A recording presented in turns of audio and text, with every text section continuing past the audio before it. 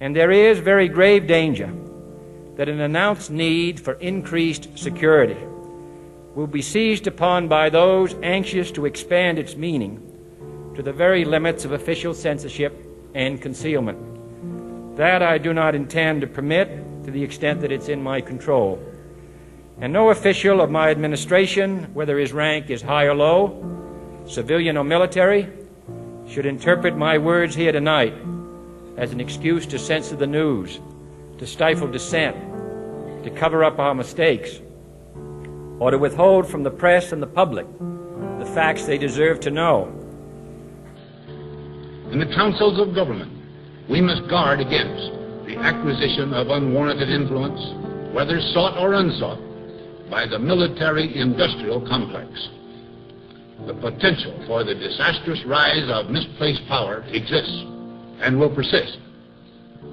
We must never let the weight of this combination endanger our liberties or democratic processes. Today, the solitary inventor, tinkering in his shop, has been overshadowed by task forces of scientists in laboratories and testing fields. In the same fashion, the free university, historically the fountainhead of free ideas and scientific discovery, has experienced a revolution in the conduct of research. Partly because of the huge costs involved, a government contract becomes virtually a substitute for intellectual curiosity. For every old blackboard, there are now hundreds of new electronic computers. The prospect of domination of the nation's scholars by federal employment, project allocations, and the power of money is ever present and is gravely to be regarded. Yet in holding scientific research and discovery in respect, as we should, we must also be alert to the equal and opposite danger that public policy could itself become the captive of the scientific, technological elite. As we peer into society's future, we, you and I, and our government must avoid the impulse to live only for today, plundering for our own ease and convenience the precious resources of tomorrow. We cannot mortgage the material assets of our grandchildren without risking the loss also of their political and spiritual heritage. We want democracy to survive for all generations to come, not to become the insolvent phantom of tomorrow.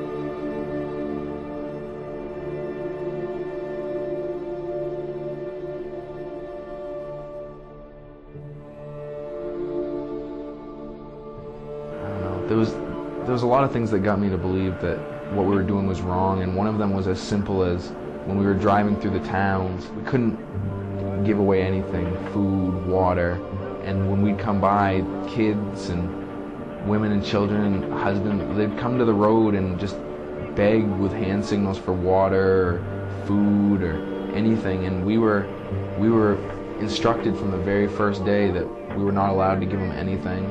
I can't fathom that rule. I mean, there was so much going to waste. I mean, I can't count how many times I saw bottled water being poured out, or MREs that people would eat a portion of and throw away. But yet we couldn't give anything away. We didn't leave anything, we didn't give them anything. But yet we expected them to see us as helping them.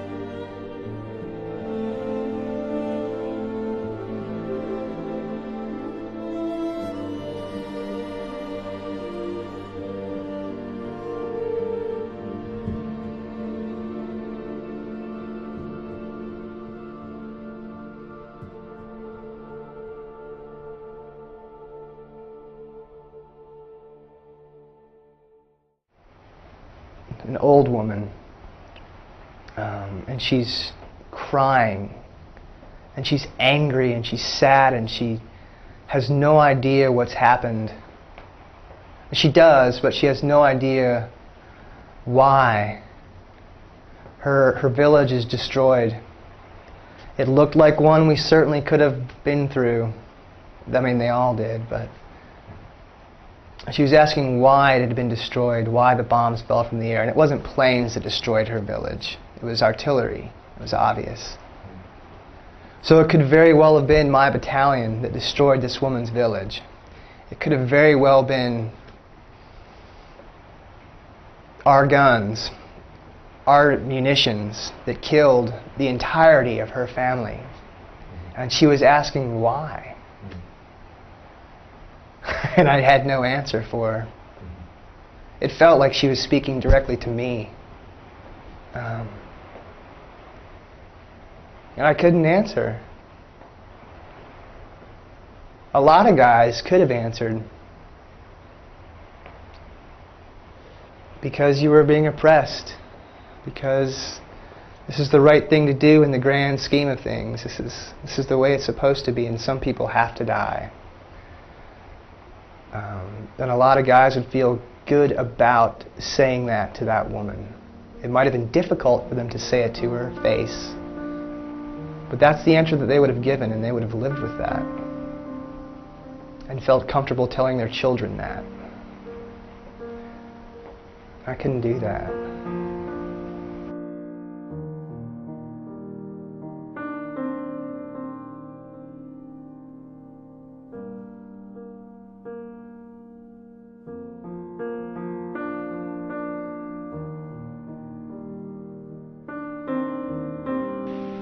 Time comes when silence is betrayal. That time has come for us in relation to Vietnam. The truth of these words is beyond doubt, but the mission to which they call us is a most difficult one. Even when pressed by the demands of inner truth, men do not easily assume the task of opposing their government's policy, especially in time of war. Nor does the human spirit move without great difficulty against all the apathy of conformist thought within one's own bosom and in the surrounding world. Moreover, when the issues at hand seem as perplexing as they often do, in the case of this dreadful conflict, we are always on the verge of being mesmerized by uncertainty. But we must move on. Some of us who have already begun to break the silence of the night have found that the calling to speak is often a vocation of agony. But we must speak. We must speak with all the humility that is appropriate to our limited vision. But we must speak.